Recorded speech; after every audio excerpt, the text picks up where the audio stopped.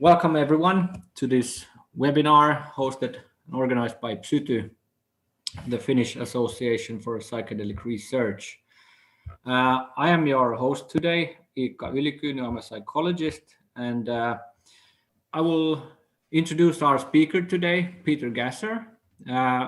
He's a psychiatrist and psychotherapist from Switzerland, and I'm especially thrilled to have him here today because a lot of the talks on psychedelic psychotherapy is specifically on that tradition, and the tradition in Middle Europe, Switzerland and Germany, is well known for psycholytic therapy, and it's a bit different. And I'm very curious to hear Peter's take on that today. So, Peter, I will hand it to you now. Thank you. Good evening, everybody. Thank you for the kind introduction and the invitation to Helsinki, to Finland. 4 years ago, I was invited to Stockholm to give a talk at the Karolinska University in Stockholm, and I decided to go there by train because, yes, of ecological reasons, and I like train driving. And so, and then I drove up to Germany, and then was a terrible storm. And in Frankfurt, I had to turn and go back to Switzerland because there were no trains going to northern Germany and not to Sweden. I went back home, and then I gave a phone call to the guys, and I told them, look, I had to return. I'm in Switzerland again, and I would like to do it by video talk, like today with you. And they were not happy. And then finally they asked me, yes, to fly and please come, and we want you there. And I agreed. And so I went by airplane to Helsinki, and from Helsinki to Stockholm. And I think one of the good developments with the corona pandemics is that video talks have become very normal now. And I'm delighted to being invited to Finland to give that talk.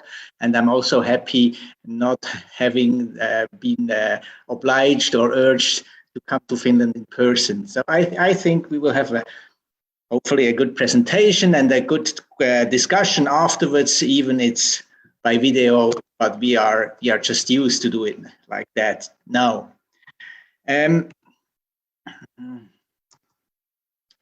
Just one moment, let me continue.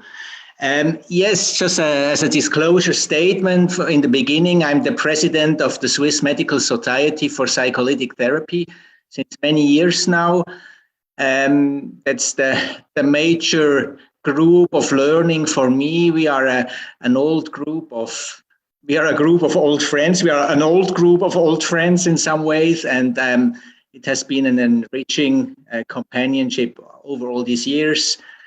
And I have 3 counseling agreements with companies, companies who want to develop the substances into prescribable medicine.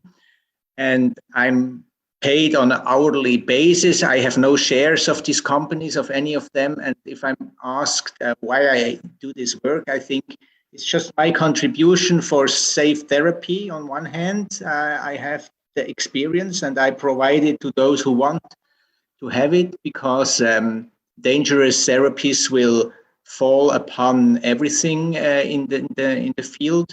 And the other thing is that I am in some way convinced that it needs companies to develop medication. It's a very expensive business, although I'm not that happy after all this hype and enthusiasm at the stock markets about these companies, which is the danger to do it too quickly, what they want to do. Yes, the title of the presentation is Lessons Learned, and so I thought, yes, what are the lessons I learned over more than 30 years now? I'm involved in this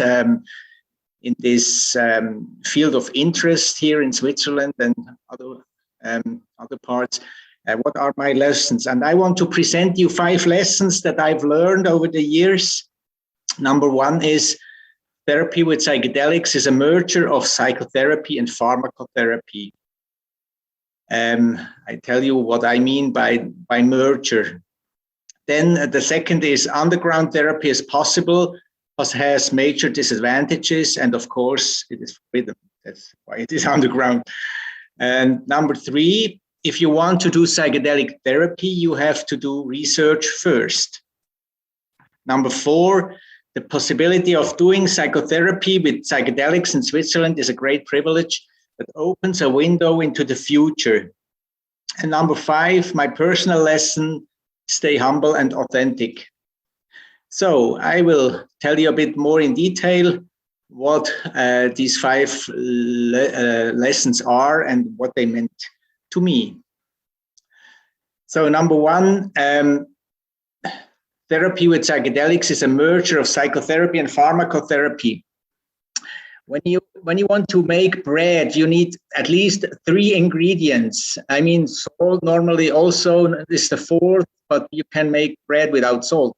But you have to take flour and yeast and water. And without these 3, it doesn't exist. It doesn't happen to be bread. And then you have to knead it, and you have to wait a little moment that it goes up, and then you put it in the oven, and finally there comes bread. And what I want to say by that is the 3 ingredients you need are less than the sum of it in the bread. The bread is the transformation of the 3, and you cannot say, yeah, next time maybe I try it without water. That will not give a bread, or without yeast. It won't become bread either. And so you really have to put both together, but not in an additional way. Like, for instance, Stanislav Grof often told, and he took this metaphor, he said, yes, LSD is like the telescope or the microscope, like the telescope for astronomy or the microscope for biology. And he wanted to say by that, in my interpretation, that it is an enhancement. And I often said, yes, the substances are a catalyst for the therapy. That means it makes the therapy going more easy, or it enhances, it goes, it opens the view more profoundly into the deep or the high or whatever. But today, I think putting therapy and pharmacotherapy together, psychotherapy and pharmacotherapy together, really produces something new, and you cannot leave away one or the other. That would not be then the same treatment or the same effective treatment. It is merging. Like, just to make a picture, you maybe know this graph here of the psilocybin research from the group around Robin Carhart-Harris and David Nutt. And I mean, these 2 pictures, they went around the world because they are so intuitive. You see, even if you don't know about statistics or brain research or neurobiology, you see under placebo, there is a little bit happening, but under psilocybin, there is a lot happening, and the brain is much more colorful and much more connected. And obviously, this is a good thing to take psilocybin. So, I mean, it's obvious. It has some advantages in the brain. And in fact, this diagram shows that there is more connection among the areas of the brain. There is more connectedness, and there is even more, as we know now, there is more neuronal growth after psilocybin, and so that we can say really there is a long-lasting effect of connectedness in the brain, and this is maybe one of the factors of influence or effectiveness of the drug. And just the way it acts on healthy volunteers, there is no therapy with that. And on the other hand, psychotherapy, this is a painting of a patient of mine. She comes into therapy since a very long time now, and she was severely abused by her father when she was a child. And in the beginning of the therapy, she was painting these pictures, and she told, yes, these are the monsters coming at night, and the monsters have big red hands, and they are just have these terrible laughter and all that. She was not able to express herself about all the terrible things that happened at that time, and she learned. And after a while, she underwent treatment with MDMA first and then with LSD. And eventually, after one of the LSD experiences, she was drawing this mandala. And I was really touched how wonderful this painting was and how complete it seemed in some way. There's really a cosmology in this mandala, and it is like mandalas are. They are just a circular and concentric worldview. And I think this tells us something about the transformational process she underwent during therapy, which I believe would not have taken place with psychotherapy only. I did it for a long time, psychotherapy only with her. And I felt that we were not at the end, and then I suggested to do LSD therapy, MDMA and LSD. Yeah, there was in Switzerland a 5-year period between 1988 and 1993, where 5 therapists in Switzerland had the opportunity to do psychedelic therapy with MDMA and LSD, basically without restriction. They could do the way they wanted to do. So naturalistic, psycholytic, or psychedelic therapy. Nowadays, I prefer the term psychedelic because it's more widely used. If you like, in your questions, if you want to discuss about the differentiation of psycholytic and psychedelic, you can ask me. Here in this presentation, I will mainly talk about psychedelic because I think that's the term that will be used over the time all over the world for this kind of therapy with mind-altering substances. And when the treatment stopped, the possibility for these treatments stopped, then in 19, there is an echo now. People should just put off the microphone. Yes, now it's better, I think. So hopefully you hear my clear voice now again. In 1994, then I did a survey. I asked all these patients who went in the treatment about a few questions, and also about the duration and the incorporation in the treatment of LSD and MDMA in the treatment.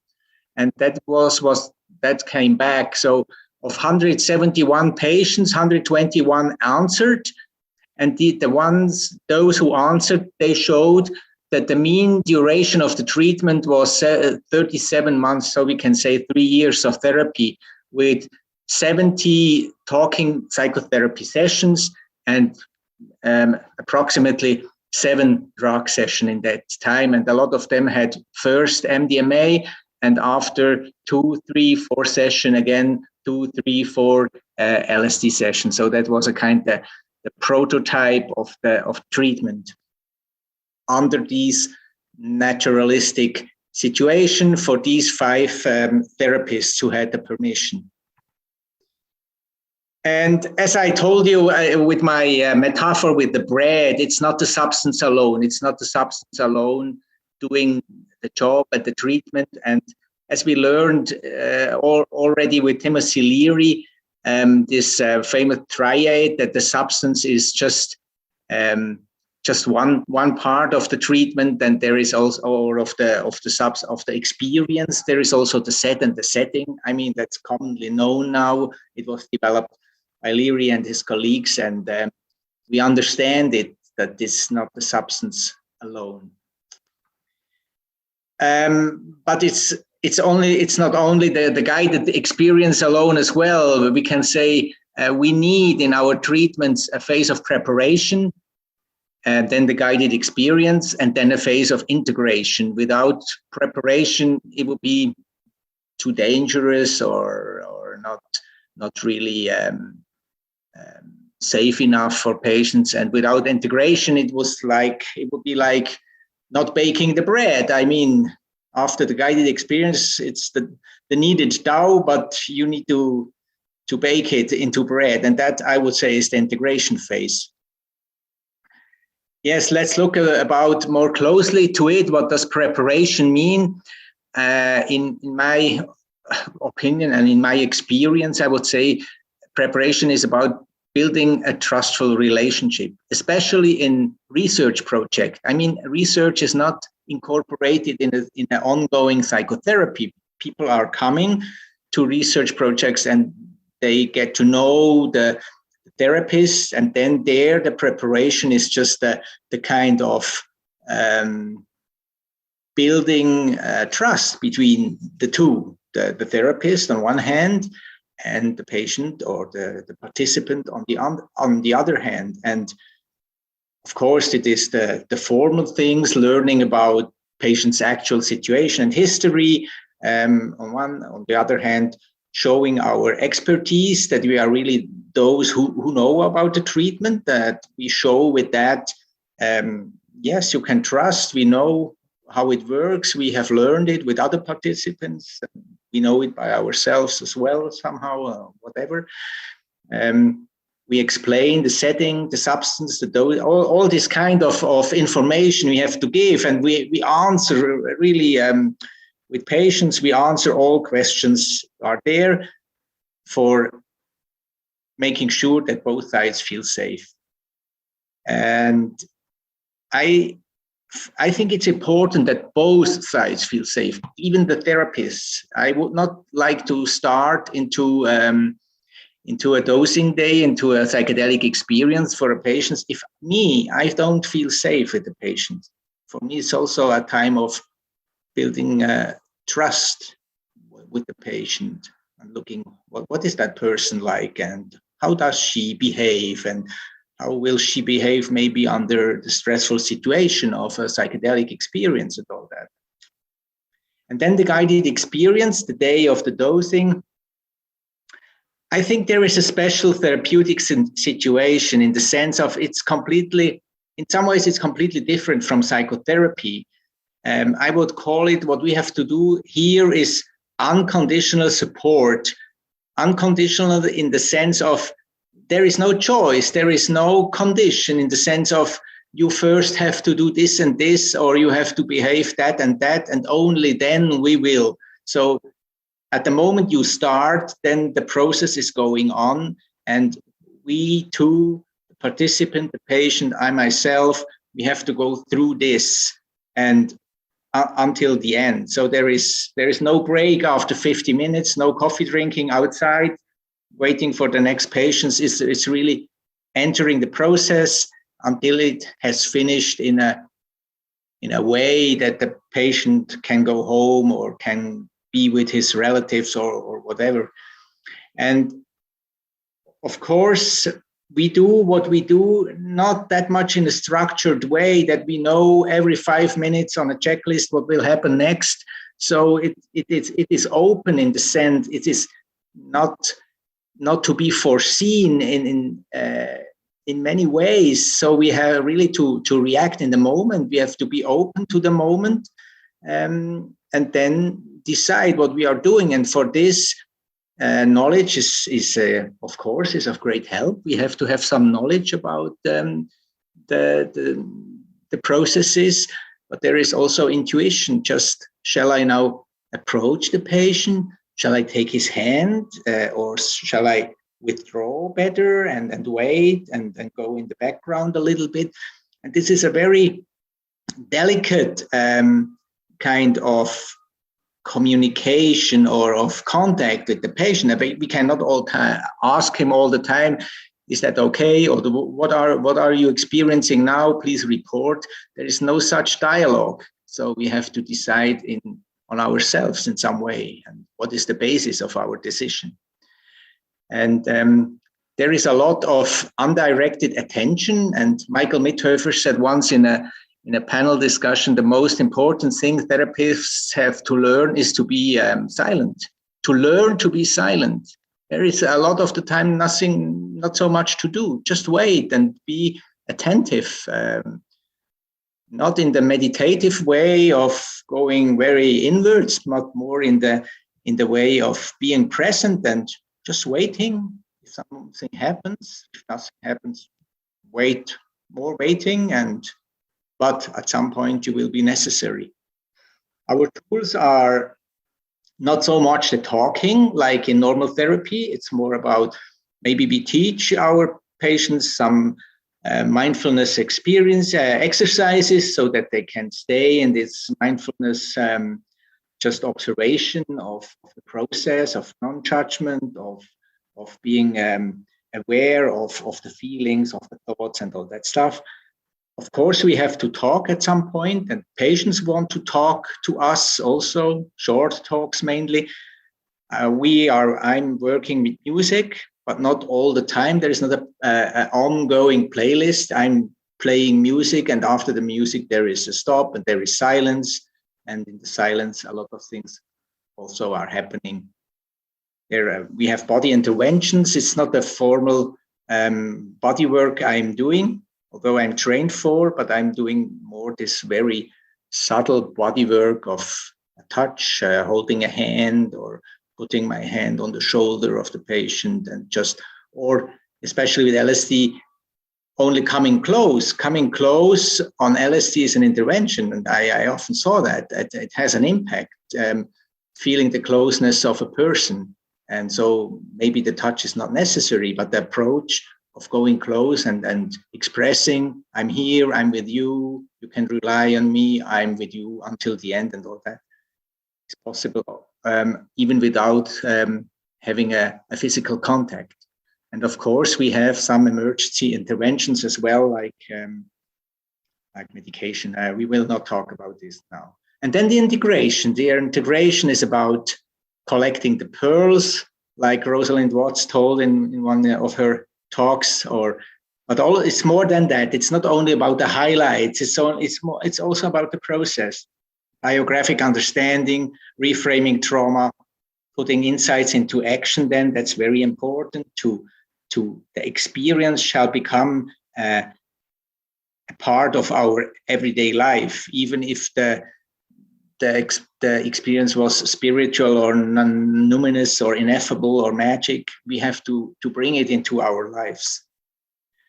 And then these guided experiences with preparation and integration are incorporated in a conventional ongoing psychotherapy. As I told you before, all the talking sessions before and afterward are part of this psychedelic therapy. And the methods, when I started with psychedelic therapy, most of the elders there were psychoanalysts by training, and me too. I underwent a deep psychology training in my training as a psychiatrist. So basically, all the therapists have been psychoanalytically trained. And then nowadays it has become much more different, and psychoanalysis as a method has no more that impact and that importance that it had 30 years ago. Today we learned about mindfulness, and we can easily integrate mindfulness exercises into psychedelic therapy. Also, ACT, acceptance commitment therapy, has shown to be effective and precious for this kind of treatment. Of course, music is a part, music is a part of most of the settings working with psychedelics, and body work too. And I don't go into detail. I think regardless the technique you are trained in, it has some meaning to apply within the psychedelic therapy framework. There is not the therapy. It's not cognitive behavioral therapy is for sure the best thing to combine with LSD and psilocybin or psychoanalytic treatment. I think every of these methods makes some sense and gives some explanation of what happens in the treatment. but there is not a defined combination of what is the best. In my opinion, maybe they will be done some research and show more precisely what is more appropriate than other. But normally it's a kind of mix of many of these approaches. And also for showing the effectiveness is a kind of that, like in this cartoon, you know it maybe, of these blind researchers, and they have to describe what an elephant is. And just depending on the place they stand or they touch the elephant, everyone has a different opinion what the elephant is, and everyone is right, but no one can describe the whole elephant. And I think that's what we are doing at the moment quite mostly. We have some neurobiological approaches and explanations which make sense, which are very interesting, in fact, but there are more psychotherapeutic approaches and explanations as well. And I think it's important to put that all together. Everyone sees a part of the elephant. Yes, the next lesson, underground therapy is possible, but has major disadvantages, and of course it is forbidden. I mean, why do I bring that here? Maybe I shouldn't, I know. Maybe it's not appropriate to talk about non-legal psychotherapy within a very legal or a very academic circle. I do it because of 2 or 3 reasons. One reason is that underground exists, and we should know a little bit about how it works, and in fact that it does exist, so we should not deny it. And also, I think when psychedelic renaissance, what is labeled what we are experiencing now, when psychedelic renaissance was starting, it was starting at that point, maybe 2005, 6, 7, in that period. It could happen because there was already a broad knowledge and a broad tradition of working with psychedelics there, and it didn't arise from zero. It was just arising from many of these underground circles, and people were really ready, and a lot of them worked very hard for making the psychedelic renaissance happen. So yes, there is underground therapy. For instance, Friederike Meckel-Fischer, she is a therapist in Switzerland. Maybe you know her book, and she was sued by the wife of a patient of hers, and then the police came, and she was in prison for a few weeks. I don't know how long, maybe 2 months or so, and finally she was sentenced to a fine. And after that all, Friederike Meckel-Fischer wrote that book, Therapy with Substance, where she precisely describes what she has done and how she did it. And it's very elaborate and it's very therapeutic. I mean, you easily can follow what she is talking about. And now she's quite old now, and she does not do these therapies again. But it shows that there underground therapy is done, and it also shows in that book the way and how elaborate it is what she has done. What is then the problem with underground therapy? I mean, of course, it's illegal. The police will come and they put those who do it into the prison and then sentence them.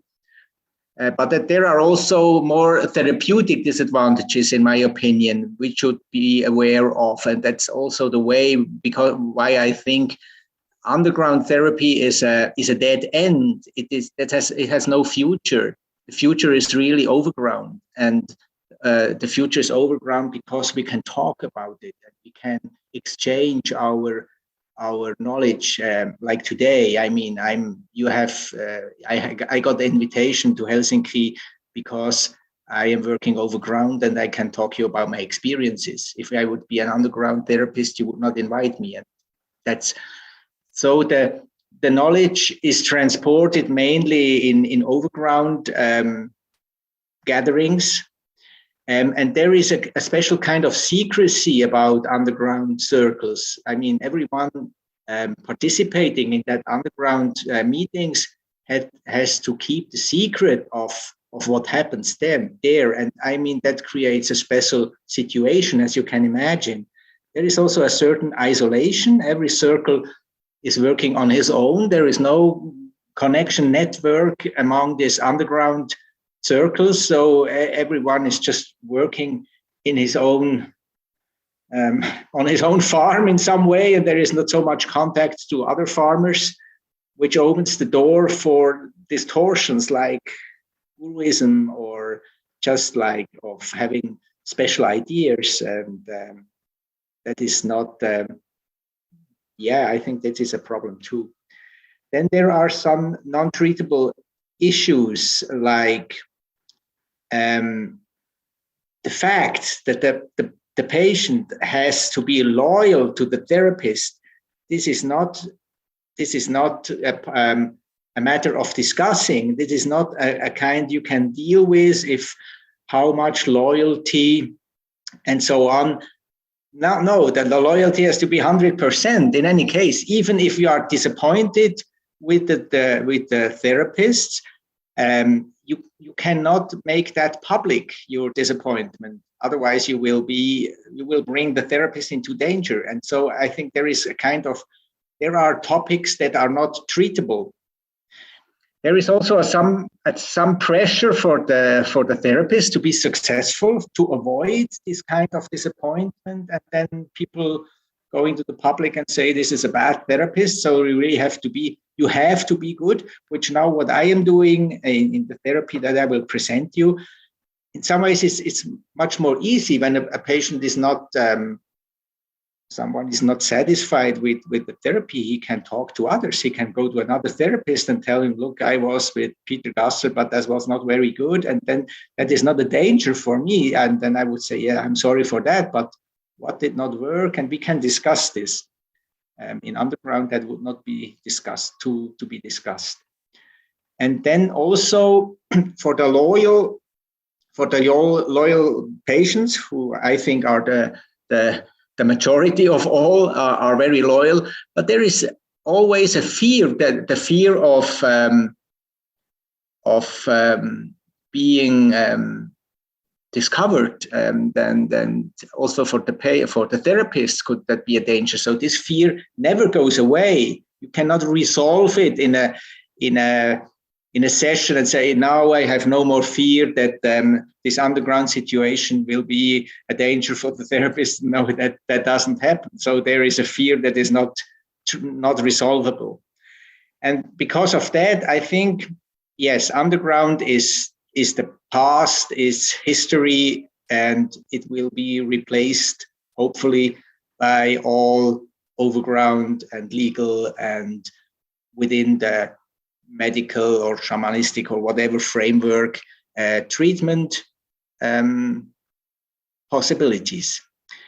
Yet it happens in many places of the world, and it's good to know a little bit about it. That is my second lesson. The third is, if you want to do psychedelic therapy, you have to do research first.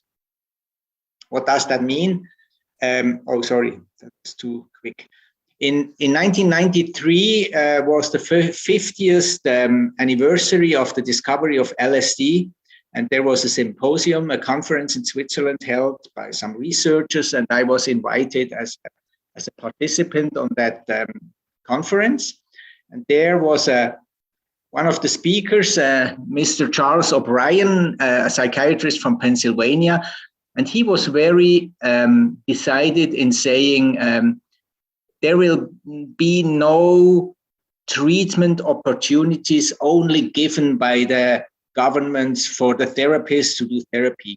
If you want to do and develop a treatment with psychedelics, you have to do research. No, there is no other way. And I never forgot this. I don't know why I didn't forget it. And I told my colleagues. And from that on, I mean, we believed that this situation, so 5 years from 88 to 93, was very special. and it finished in 93, and it was, to some point, it was clear that will not repeat. We will not get any kind of these permissions again, just for doing, as a carte blanche for doing therapy. So we really have to go into that research project field. And then no one among our group was an academic researcher. We tried to develop a protocol, and it took us years. It took us many years. We were not so quick, and we then applied in 2002. I think we applied at the ethics committee for the approval of this project, and it's in German. I apologize for that, but it is just a trial for the treatment of depression with psilocybin,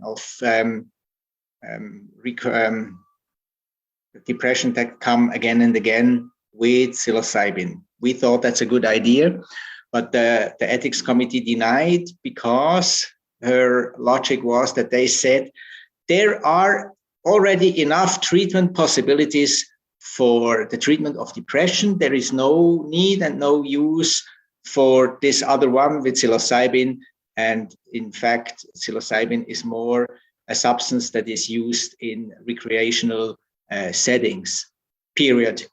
And yes, the problem with ethics committees is that their judgment is final. You cannot apply and ask them to reconsider their decision. It's just their decision, and that's it. So we had this project was finished, though it was not possible to do it, and we ourselves had the depression then, because we didn't know what to do. I mean, there was not really an option. What if it doesn't work with depression and psilocybin, it would not work with something else. That was clear.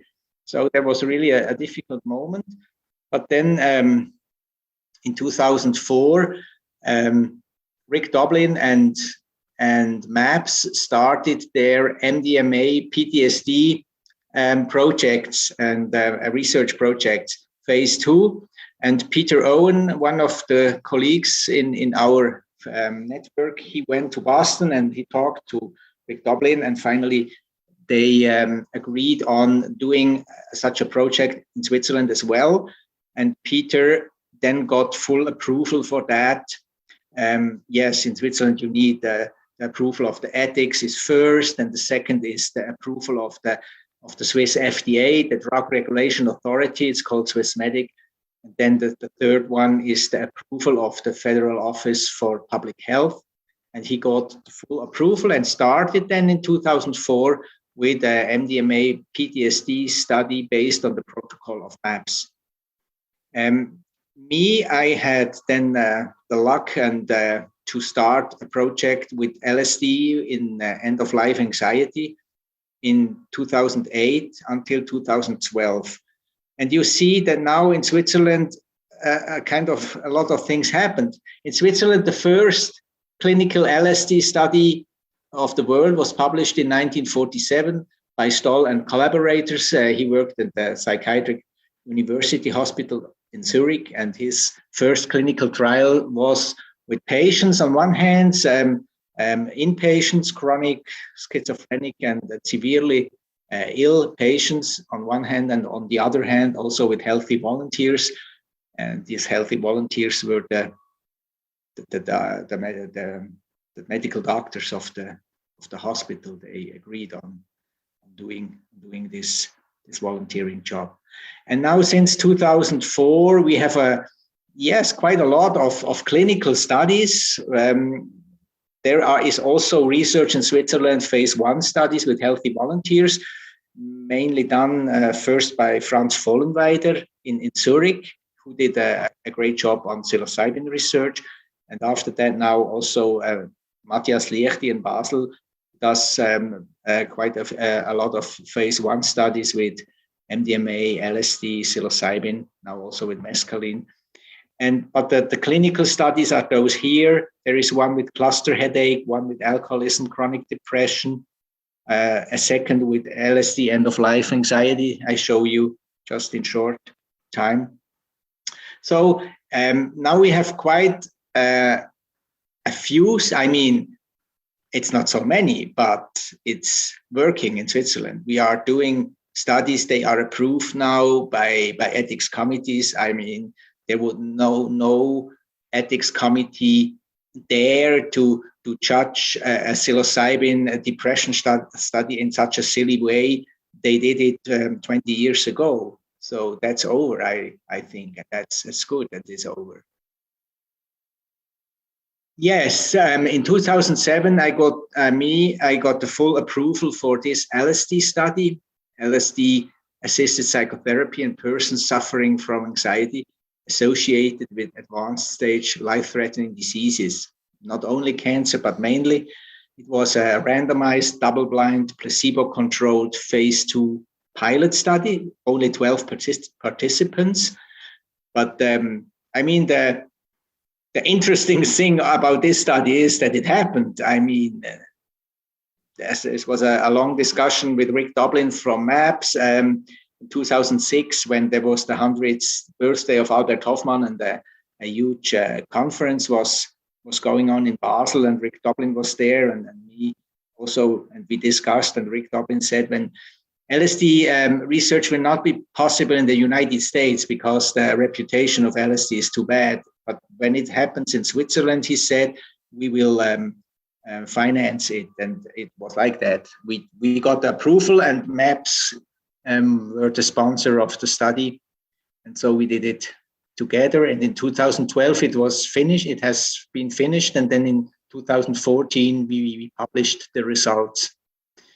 And we could, but I mean, the number is little. There is not so many, and not so much statistic to be done with 12 patients only. But I mean, we could show that anxiety, as well as trait anxiety and state anxiety, which shows in this Spielberger state and trait anxiety inventory, went down about more than 20% from baseline to end of study, and even after 12 months. The anxiety scores remain down. So we could say we did safe treatments. We had no severe incidents or major side effects or something like that. So it was safe. And in this small population, we have some evidence that it could be a helpful treatment. And of course, after a pilot study, you should do the next step, which is a larger study. What we then started in 2017, quite similar study, LSD-assisted therapy in persons suffering from anxiety in severe somatic diseases or in psychiatric anxiety disorders. Now, in this study, we include also people suffering from anxiety only, not in connection with cancer or so. It is quite the same, a double-blind, randomized, placebo-controlled study, phase 2, a full crossover design. Everyone gets 2 sessions of placebo and 2 sessions of LSD in random order. And I'm happy to say that we will finish the study in about 1 month, and 16th of December will be the last end of study visit. And then for the next year, we will hope to do the evaluation and the publishing of our results. Here you see the study group. These are all colleagues from the SAPT, from the Psycholytic Society, except she is a kind of study administration. She is a PhD working in the group of Matthias Liechti in Basel, but the others are therapists doing this study. Lesson 4. Lesson 4, yes, doing psychedelics, therapy with psychedelics in Switzerland is a great privilege. And it opens also a window into the future. After 2014, I tried to get permission for individual cases of psychotherapy and to get permission for LSD or MDMA to treat these patients outside a research project, just in my psychotherapeutic practice. The Swiss law on narcotic drugs says that all the substances are forbidden and of no use, like everywhere in the world. So LSD is like the same in Finland, I guess. But there is one article is describing the exceptions that can be made. They say if it not contradicts international treaties, there can be made exceptions for research, for special treatments. That means here, if something else was not successful, maybe this is the therapy that can help, or also for the development of the drug. And this second exception then can be made in special treatment cases. That applies now that we get permission. The permission is issued by the Administration of Public Health only. There are no other approvals like Ethics Committee or Swissmedic, because it is not a research project. So it's just individual treatment possibility. Then sometimes people call that compassionate use, and compassionate use comes from oncology, where maybe there is a new cancer medication that is registered in the United States, but not yet in Switzerland. And then you can get an individual permission for this oncologic medication, even if it's not registered in Switzerland. That's what compassionate use is. And it's now also applies also for our treatments. I don't like the term that much because it indicates in some way it is a treatment of the last hope. And I think that's a little bit exaggerated. It's just LSD or MDMA treatment, which is a good treatment, but it should not be the treatment of the last hope. That's not a good setting. For getting permission, you should be a medical doctor who has basic knowledge for psychedelic assisted therapy, but it does not say exactly what that means. So if people say, try to apply now, and they say, yes, look, I had a phone call with Matthias Liechti or Peter Gasser, and I'm willing to go into supervision, that is enough in some way. So there is no formal training for psychedelics assisted therapy. And actually, we can treat with 3 substances, with LSD, MDMA, and psilocybin. That is mainly because of the availability of the substances. That is, as you can imagine, it's not so easy to get legal LSD or legal MDMA, and we get it by the help or the work of Professor Liechti at the University of Basel. We apply for individual cases for therapy based on the psychotherapeutic process. So we describe the therapy process, and we also have to describe that this patient underwent other therapies that were not effective enough. And so it's not a first-line treatment. And the approval is not based on diagnosis. That's very important. So the Administration of Public Health does not say we give it only if there is an evidence from research, because there is not so much evidence. And that means we cannot apply for cancer patients or depressed patients only. We also get it for patients with OCD, obsessive compulsive disorders, or for eating disorders, or for cluster headache, or for other health problems, which is very precious. So we can get preliminary information about, is it helpful in OCD? We don't know. There is not so much research on that. And in that sense, I would say it's a window into the future. And of course, if I am asked, what is the indication for psychedelics assisted therapy? Then my answer normally is everywhere where psychotherapy is indicated. It's also just the same with psychedelics assisted therapy. In that sense, it is a psychotherapy, with the exception of psychosis and manic depressive disorders. There you should not do it. But otherwise, I think it is where psychotherapy helps. We have to do a periodic reporting once a year, with the possibility of prolongation. If we describe that the therapeutic process should go on, we get a prolongation for another year.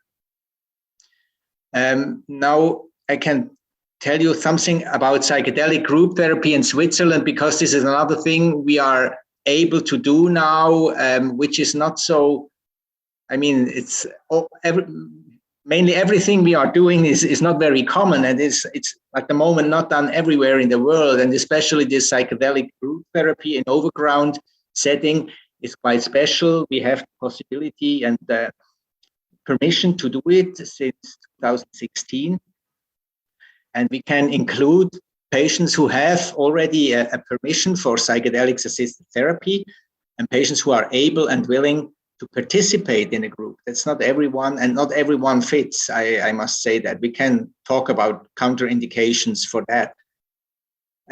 We are at least 2 therapists. So my friend Peter Owen and then another female therapist, we did it in 3 now. Now Peter retired. I do it with my wife since that year. She's also a therapist, and she is also in our therapy group for the research project. The photo I've shown you before there, my wife is also in the photo.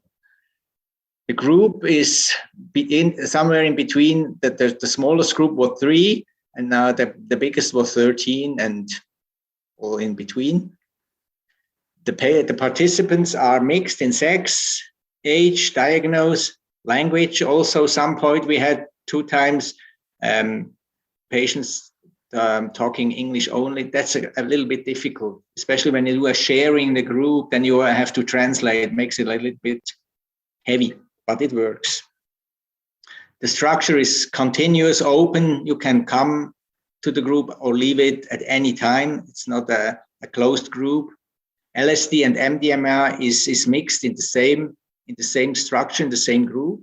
We can discuss that afterwards if you like. It's maximum 4 times a year, so no one can come more than 4 times.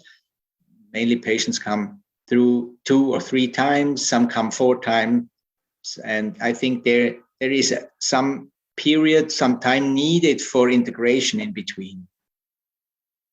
We do it on 3 days. The first evening for preparation, then on the next day, the whole day. Substance experiencing day, and then on the 3rd day in the morning we do a sharing.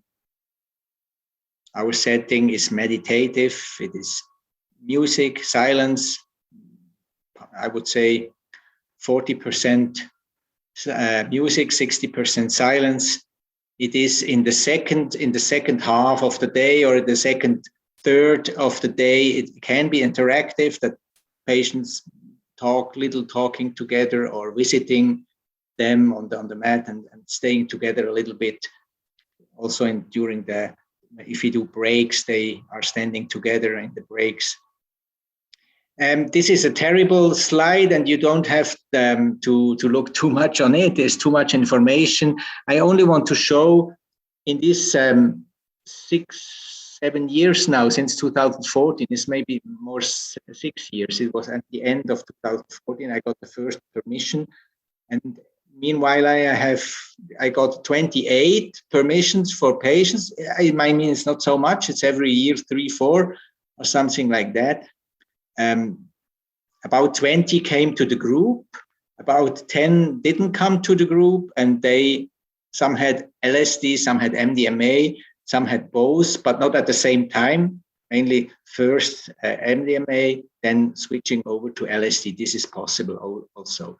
The largest number of sessions is 12, I guess, and some had only 1, and the oldest is from 1939 and the youngest from 1990. Here you see my office. When there is an individual session, I take away the chairs and put the mattress on the floor so that I can go around and approach the patient from both sides. Then I'm sitting on this floor chair and playing music. And there is time for interaction. So that the individual setting, of course, is more safe. I try to do it, to prepare it in a pleasant way. It's quiet here, we are undisturbed, and I am permanently present, and patients can have contact anytime they want. As the group therapy looks a bit different, there's a larger room. The group allows interpersonal contact. It allows also learning from each other, which is very important in the sharing. People are then talking about the experience, and then they really appreciate that situation and listening to the others and giving feedback and learning from that situation. And for that group, many patients have hesitation to come to the group, but when they enter it, they appreciate it very much. And I will finish a few moments. The last lesson is my personal lesson. I say stay humble and authentic. Humble means for me not to exaggerate the own role we have. We are not doing the whole job. The therapy is not good because we are so excellent only. And I think we should appreciate there is a process going on between the patient and the substance. And we are only a kind of cabin crew looking for tea or blanket that they don't have cold. We are there in emergency situations, of course. We are the experts and we are important then, but we are not doing the whole job. And I think it's good to be aware of that. And even when patients say, "Oh, Peter, your music was fantastic. I thought anytime you play the music, it was just for me, and it was the perfect music for me at any time." I mean, that's nice to hear that. But I think if you are in a blissful state and the power of the substance, when you are in a happy mood, is so big and so overwhelming that you are really able to put things together in a meaningful way and to make basically out of any music a good music. So it's a kind of normal also. Although, I mean, it's a pleasure for me to hear that the music was good, and I like to play good music, of course, but I don't think I'm brilliant or excellent with that. I have some experience. And with authenticity, it is in a way, we have to be honest. And if a patient, for example, says, "Oh, Peter, it seems to me that you look a little bit worried," or "Are you sad?" or "Do you feel sorrow?" We cannot deny. If it's true, it's true. We should not deny it. Then we should find a way of not telling them, "Oh, look, my wife is so terrible, and I had a big argument with her in that morning." We should not say that, of course, that's clear. But we should give an authentic answer in the sense of, "Yes, you're right, that's true. I feel kind of sorrow. It's not about you," or it has nothing to do with you, if that is true, or can say, "Yes, I feel that, but I think I will manage it, or we will manage it."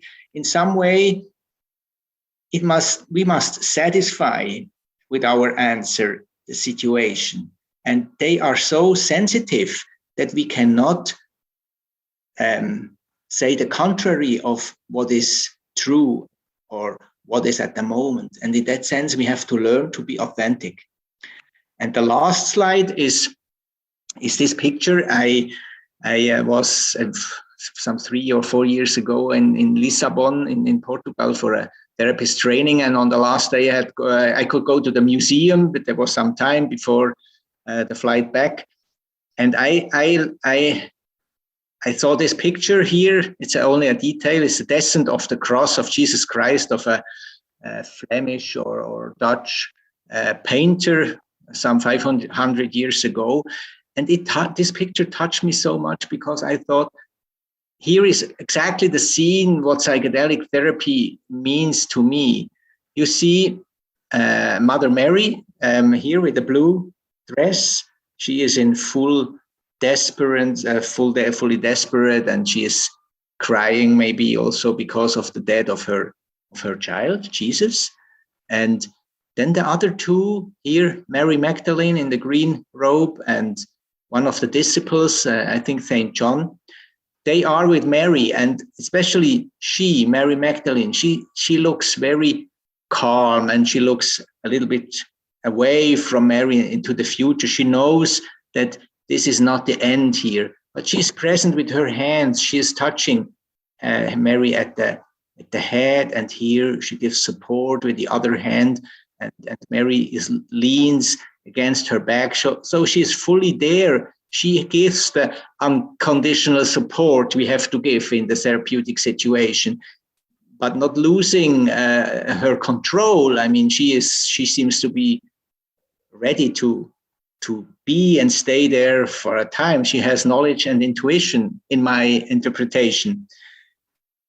John, on the other hand, he seems to be more involved even. He has also a face a little bit darker, and she seems to be more in sorrow, and maybe also very sad or in grief because of the death of his beloved Jesus.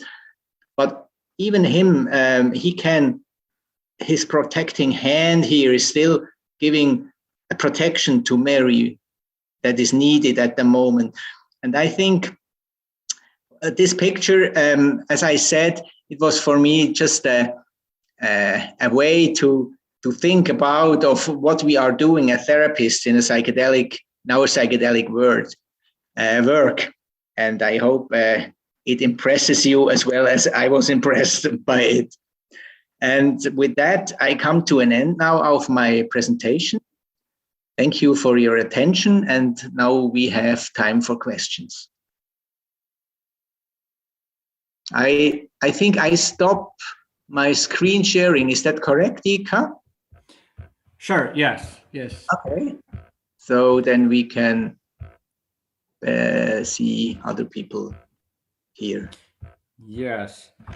Thank you very much. It would have been good to hear you speak more on each of those lessons. So we have quite a few questions here coming up, and first one is about the results Compass just published a few days ago. Daniel, do you want to ask this question yourself? So Henry will open your microphone. Okay, can you hear me? Yes, I hear you quite well. Thank you. Hi. Hello, Peter. Hello. And thank you for your excellent talk. Actually, this is my second time that I am privileged to ask you a question via Zoom. I did it in 2019 in the Insight conference. And yeah. In Berlin. It was a workshop on death and psychedelics. I remember. So you were ahead of time in doing this Zoom. Yes, it started in, So anyway, my question is related to the Compass results that were released a few days ago, and you probably have heard or eventually are somehow even involved as you are. I was involved, but I haven't seen it yet. So please tell me.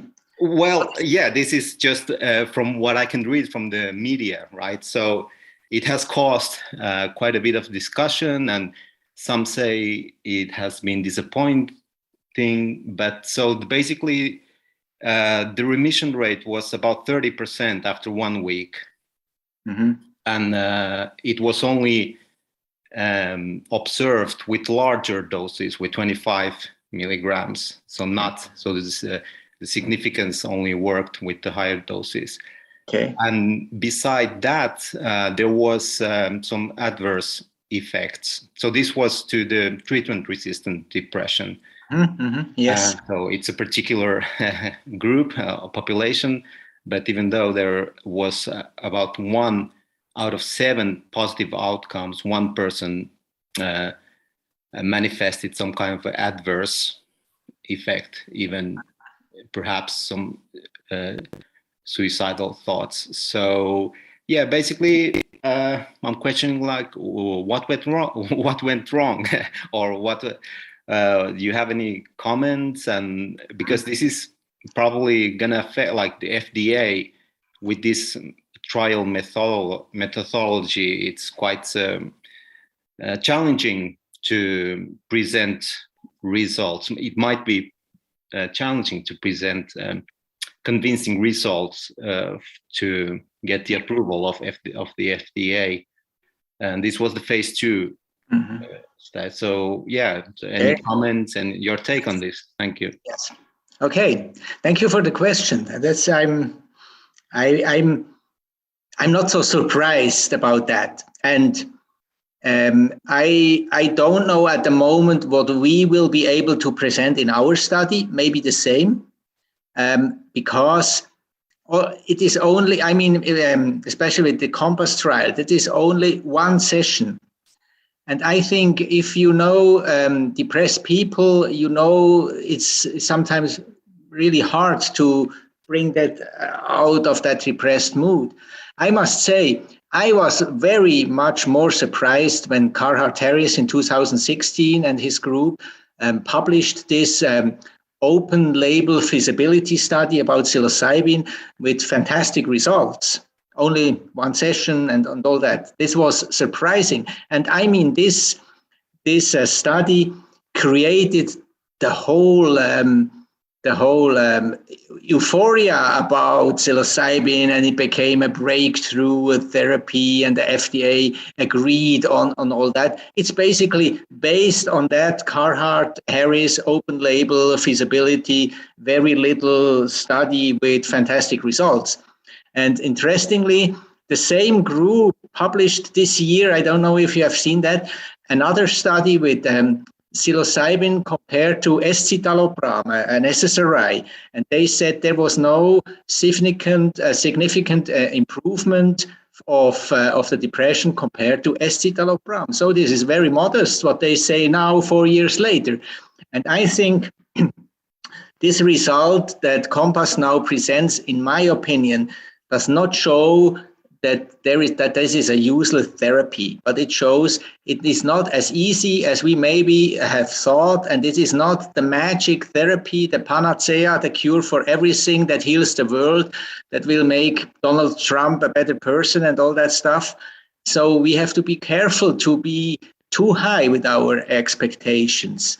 And maybe we must say, okay, let's do a more profound study with 3 to 4 and more focus on therapy, 3 to 4 higher dosage psilocybin experience and all that. I mean, this is not the moment to give up now, but it's the moment to reflect that maybe the whole thing is much more difficult than we and the stock, especially the stock market, had thought. And I'm not unhappy with that. Thank you. Yes, I would agree. Yes, for sure. Treatment-resistant depression is, if it was easy to treat with one session, I don't think it would be a problem worldwide. Yeah. And Daniel, I think you a bit exaggerated the adverse events or the frequency of it. It was not 1 in 7. There was 12 patients who had severe adverse events, that meaning suicide, ideation, some of them even intentional self-harm. So it's very extreme adverse event, but it's not 1 in 7. It was 12 patients, and the whole pool of patients was 230. So, but out of the positive, that those who experience positive outcomes. But you don't know if those were the ones who had the adverse events. No, but in relation, the ratio.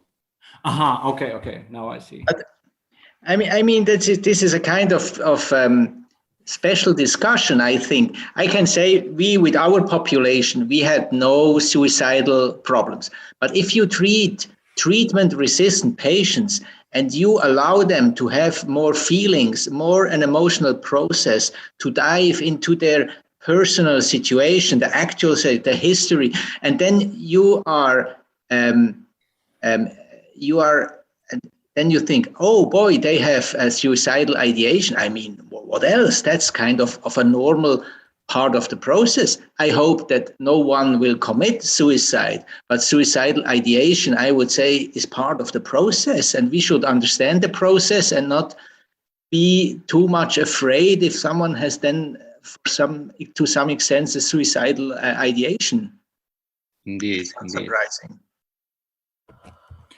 Yes, I think compared to the 2016 Carter-Harris study, the 2016 study, they had a lot of patients to choose from. I don't know what was the screening process for Compass, but I'm guessing it's different. Yeah. Yeah. So let's go to next question. Julia, do you want to open your microphone to ask this yourself? Yeah. Can you hear me? Yes, perfectly. Thank you.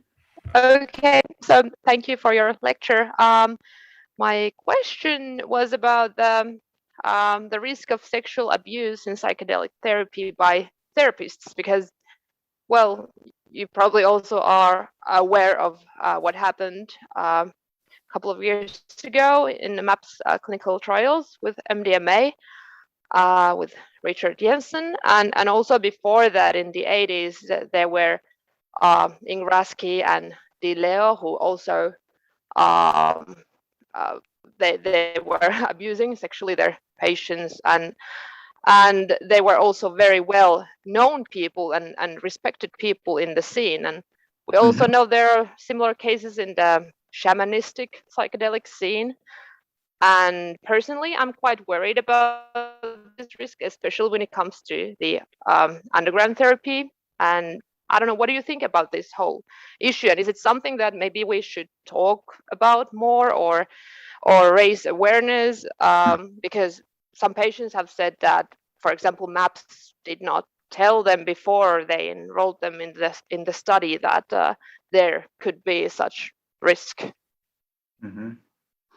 Yes, it's a good question. And maybe I should have mentioned that when I mentioned guruism, I should have also mentioned the risk of sexual abuse or sexual approach. I think that is a problem for psychotherapy, isn't it? Because psychotherapy is an intimate situation anytime, and it is normally behind closed doors, any therapy, and we know that it happened anytime, anywhere, to some percentage all over the world. And I think with psychedelic therapies, that the risk or the seduction is even higher, because we are much more close to the patients, and the patients are much more open, and they are more suggestible also under psychedelic therapy. So there is a higher risk. And I was also irritated. I mean, I know Richard Jensen personally from conferences, and so he is one of the people. I was irritated. I was also irritated for MAPS to publish him personally, because I mean, of course, that was not good what he did, and they should have worked on that. The problem is you cannot only set ethic regulatory commitments, what they have done, of course, and the question is, why does it happen although we have done it? And I think the best prevention is the possibility to talk in a trustful way with other therapists, like supervision or intervention. In my opinion, is the best prevention. And the accusing or putting these processes just for us as the first step into the public is not very helpful, because obviously cases like Di Leo or Richard Jensen, who are not beginners. They are not those who do the beginners' mistakes. They are the experienced ones. Maybe they are in a life crisis, or I don't know the background of it. But in some way, it tells us it can happen to everyone. And of course, underground, as I said, where isolation and secrecy and the clandestine things makes it, of course, much more difficult to talk with each other and much more dangerous. I mean, to talk about such failures or mistakes. But in my understanding, this is one of my hope, that we grow networks that are strong enough to hold such situations and to discuss this and to take it serious. I mean, when we do, I would say group therapy is a good way of reducing the risk for that, because there is the presence of other therapists and other patients. That is a high a reduction. Compass stated therapy always with 2 therapists, male and female, not because of sexual abuse risk, as had other reasons, but of course that's also a protection. If you are 2 therapists and 1 patient, there is maybe nothing happen in that direction, I guess. Although with Richard Jensen, this was also a 2 therapists, 1 patient, and it happened only after the treatment, not within the treatment. It was after the treatment, but however, it was, the relationship between the 2 has arisen from the therapy. That's clear. They didn't know each other before. Yes, let's be very aware about that, and let's not think that only setting ethical requirements will solve the problem. Balanced. Thank you. Answer. Yeah, the supervision part is super important, and I'm guessing once you get more experienced and older, it might be hard to stay humble enough to get supervision for yourself. This is something I've seen in clinical practice. That's true. You never should think that you are good enough and strong enough that you don't need kind of supervision or collegial exchange. I don't go to supervision or intervention to learn how to do psychedelic therapy. I know it now how it works, but for the exchange among professionals, it's of a great value all over my professional career. Mm-hmm. Yes. Okay. Next question, Samuli, do you want to open your microphone? Yes, thank you. Samuli Kangaslampi here talking. Thank you very much for this talk, Dr. Gasser. Welcome. You mentioned that if people are interested, you could talk about the differences between psycholytic and psychedelic therapy. I was wondering, have you done much work with clearly smaller doses of psychedelics, and how have your experiences with that been?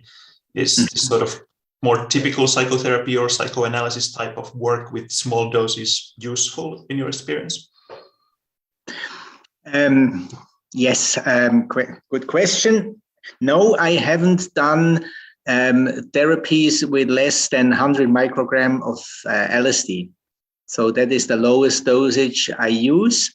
And normally I don't go up more than 200 micrograms, although I have at least 3 patients I can remember who had 300, one even had 400 micrograms. I think this historical distinction between psychedelic and psycholytic was when the method started. Like Stanislav Grof, he said that the experience is everything in some ways. You have to have a peak experience, and for that you need, for this spiritual breakthrough, you need a high dosage, and if you have it, then that's the therapy. You can come back and then integrate, and that's it. As for the psycholytic therapy, said we have a treatment that needs some time, and within this treatment we do sessions with psychedelics, not that high, and not for the goal of having that spiritual breakthrough peak experience, but to dig for material that comes up that then you can process, and the whole process is the treatment.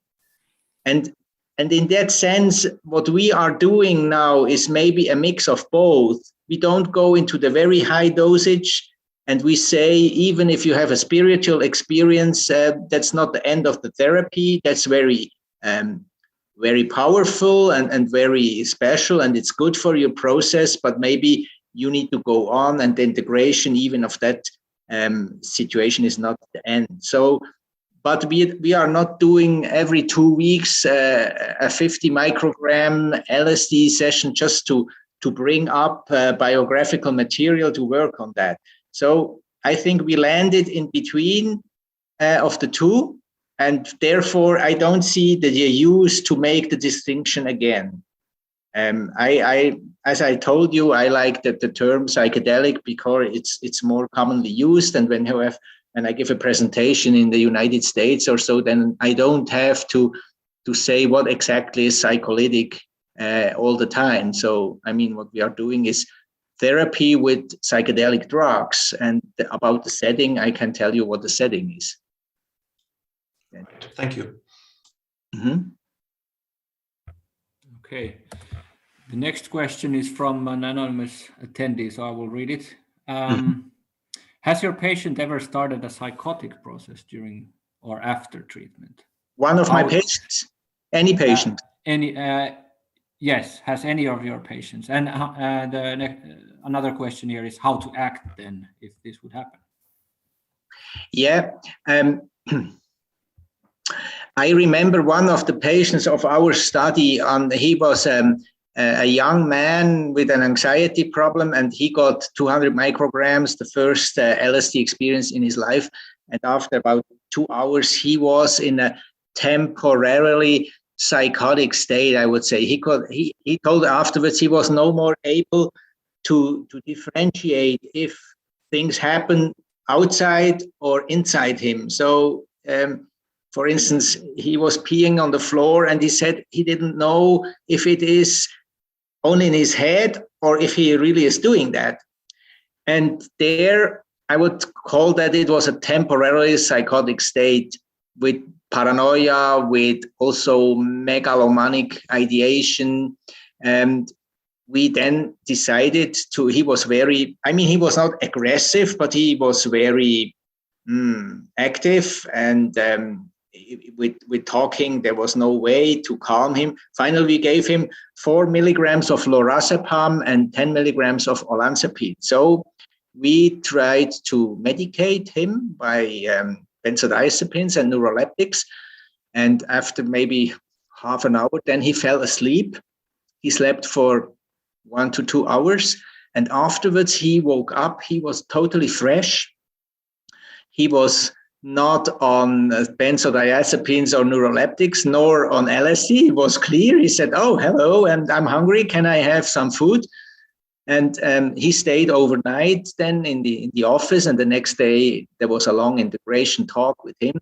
There, he was not psychotic at all. I have not had any patients with long-lasting psychotic states or long-lasting crisis that would have made necessary hospitalization. But I would call this was a kind of emergency, and a patient's in a total dissolution state. You can call that psychotic, but it ended during the session, and the follow-up then was very good. So he really could integrate this. This was one of my fears also. When you break psychedelic experiences with benzodiazepines or with neuroleptics, will that destroy the process? No, it didn't. It was a good intervention, and it helped him really to integrate the whole thing. Did you do another session with Yes. Yes, it was the first session, and the protocol in our research says 2 sessions. But then for the second session, we made an exception, gave him only 100 micrograms. And this was then a dosage he could very well handle. Maybe he could have handled also 200, but just for precaution, and 100 was very good. And he processed again what happened the last time, and then with 100 micrograms it's easier to go through. That's interesting. There's this story, I guess, from Stanislav Grof about HPPD, the condition of like persistent perception disorder. And I remember reading Grof saying that it would be a result of terminating a process, a psychedelic process with medications, but this patient of yours did not clearly.